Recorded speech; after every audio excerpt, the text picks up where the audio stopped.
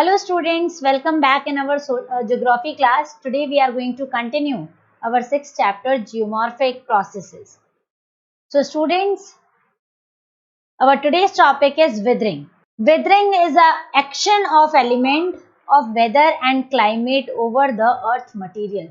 अर्थ के materials के ऊपर जो weather और climate का action होता है, उस process को कहते हैं withering.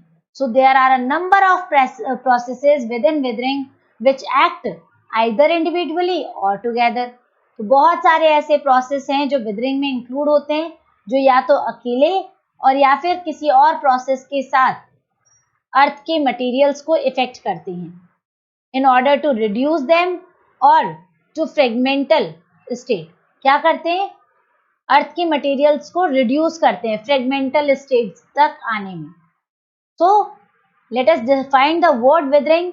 Withering is defined as a mechanical disintegration and chemical decomposition of rock के मैकेनिकल डिसइंटीग्रेशन और केमिकल डिकम्पोजिशन को विदरिंग कहते हैं.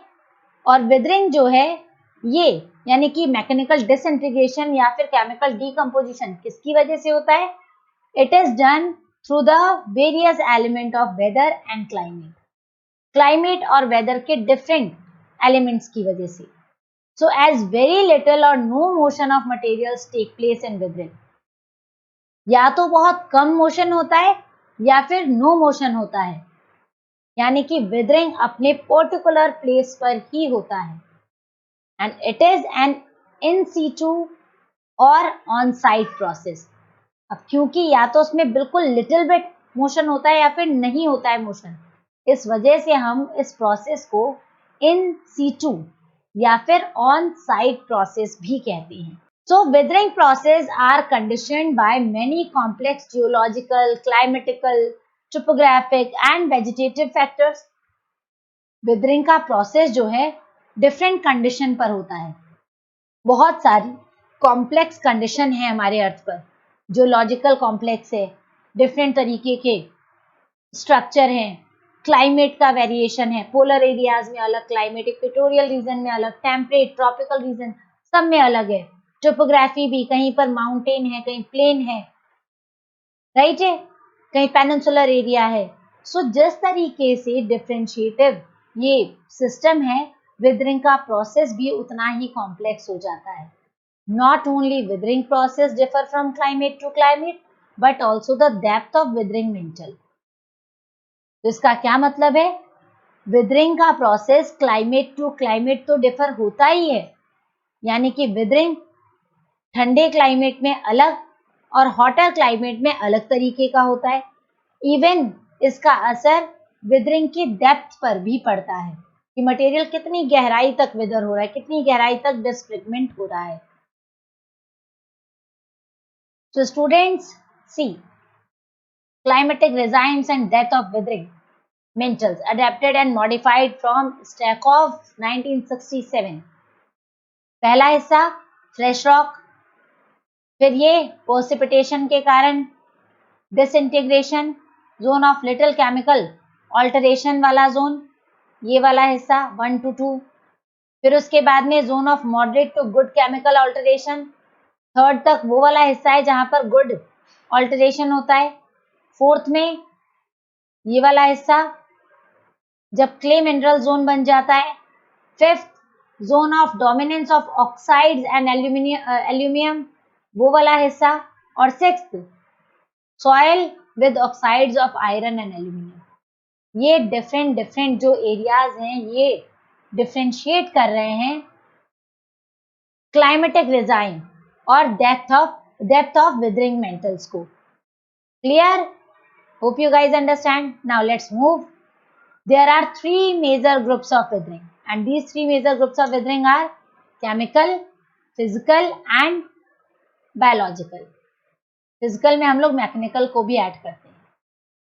So very rarely does any one of these process ever operate completely by itself. बहुत कम होता है कि कोई एक ही रीजन रिस्पॉन्सिबल हो विदरिंग में, यानी कि केमिकल विदरिंग ही पूरा एरिया विदर कर ले, या फिजिकल और मैकेनिकल प्रोसेस ही विदरिंग के लिए पर्टिकुलरली रिस्पॉन्सिबल है।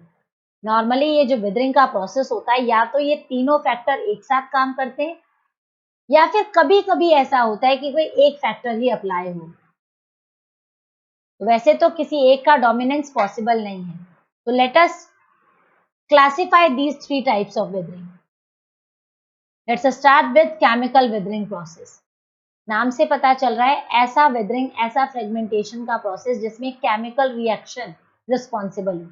तो group of weathering process namely solution, carbonation, hydration, oxidation and reduction act on the rock to decompose, dissolve और रिड्यूस देम। यानी कि विदरिंग के प्रोसेस में सॉल्यूशन, कार्बोनेशन, हाइड्रेशन, ऑक्सीडेशन या रिडक्शन, ये वो सिस्टम है, ये वो प्रोसेस हैं जो कि पॉसिबल बनाते हैं केमिकली डिसइंटीग्रेट करने में किसी सरफेस को। So to find elastic state through chemical reaction by oxygen surface and और soil water and other acids. Water and air. You know that water and air are present in our environment and abundant. And even most of the gases like carbon dioxide, oxygen, they are present. Along with heat must be present to speed up all the chemical reaction. और जब भी इनमें heat भी include हो जाती है तो बहुत तेजी से ये chemical reaction करते हैं। So over and above the carbon dioxide present in air, decomposition of plants and animal increases the quantity of carbon dioxide underground. अगर ऊपर का environment का कार्बन डाइऑक्साइड एयर में यानी कि एटमॉस्फेयर में ज्यादा बढ़ जाए तो इसका असर प्लांट्स पर, एनिमल्स पे होता है। एनिमल्स अगर ज्यादा इंक्रीज होने लग जाए, इनकी डेथ होने लग जाए, तो इनके अगर मिट्टी में मिलने की वजह से कार्बन डाइऑक्साइड अंडरग्राउंड जाता है और केमिकल रिएक्शन करवाता है।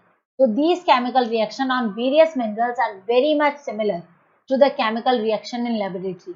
और ये chemical reaction वैसा ही होता है जैसा laboratory में होता है, दो chemical reaction। सोचिए, ध्यान दीजिए यहाँ बेटा, हमारे environment में various amount of gas present है और आपने साइंस के चैप्टर में केमिकल रिएक्शन के बारे में भी पढ़ा है कि दो केमिकल्स को जब आपस में मिलाते हैं तो ये आपस में रिएक्ट करते हैं। फॉर एग्जाम्पल, हमारा जो वाटर है वो भी दो गैसेस से बना है, हाइड्रोजन और ऑक्सीजन। हाइड्रोजन के जब दो मॉलिक्यूल ऑक्सीजन के एक मॉलिक्यूल से मिलते हैं तो ये वाटर बनाते हैं। कैसे हुआ ये? केमिकल रिएक्शन, वाटर बना और वाटर के अंदर बहुत सारे सॉल्यूबल मिक्सचर ऐड हो जाते हैं। फ्लोराइड ऐड हो जाता है, सॉल्ट ऐड हो जाता है, sodium, potassium and different amount of other things, right. Similarly ये सारे सिस्टम हमारे पूरे एंटायर एरिया पर अपना किसी ना किसी तरीके से इफेक्ट डालते हैं। जैसे कोई अगर रॉक है और किससे बनी हुई, आयरन की, फेरस की, तो अगर ऑक्सीजन या वाटर के संपर्क में वो आती है तो उसमें ऑक्सीडेशन हो जाता है, राइट। सिमिलरली अगर प्लांट, क्योंकि प्लांट में कार्बन होता है, कार्बन डाइऑक्साइड प्लांट ऑब्जर्व करते हैं, है ना, और उसके बाद में क्या रिलीज करते हैं, ऑक्सीजन। तो बहुत ज्यादा कार्बन होता है प्लांट में। अगर वो प्लांट डिस्ट्रॉय हो जाए तो वो अंदर मिट्टी में मिलता है और धीरे धीरे धीरे वो जो कार्बन है वो मिट्टी में रिलीज होने लगता है और उन्हीं सब चीजों से तो फिर नीचे कार्बन बनता है और वो कार्बन फिर फॉसिल्स में प्रेजेंट हो जाता है। ये फॉसिल्स बन जाते हैं।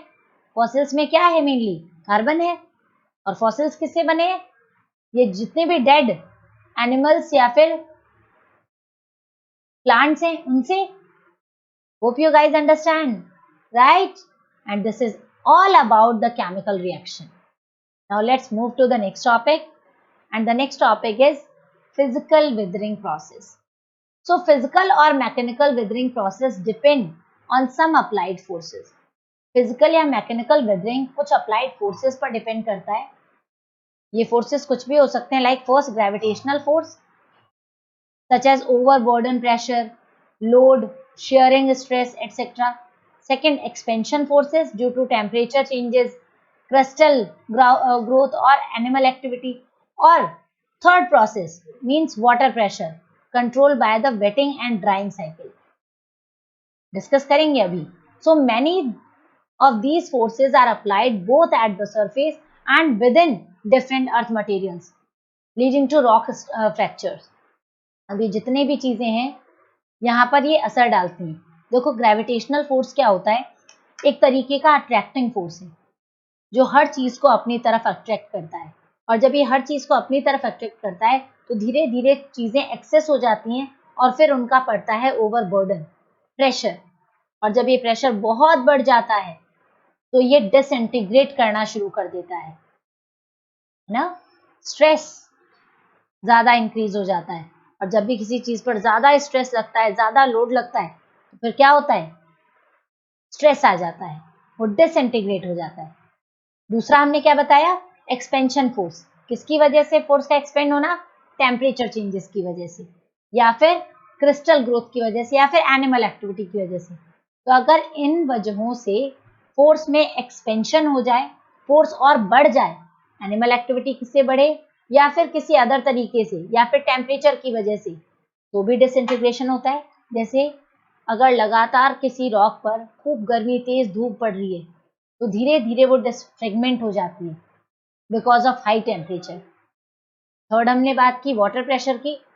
वाटर प्रेशर भी कंट्रोल डालता है वेटिंग और ड्राइंग साइकिल के तौर पर। फॉर एग्जाम्पल, जो वेन्स होती हैं, यानी कि पत्थरों के बीच में जो जगह होती है, डे का टेम्परेचर बढ़ने पर वो जगह बढ़ जाती है, फैलता है, इलास्टिसिटी होती है पत्थरों में, और जितना भी एटमॉस्फेयर का ह्यूमिडिटी है, नमी है, वो उसमें एंटर करता है।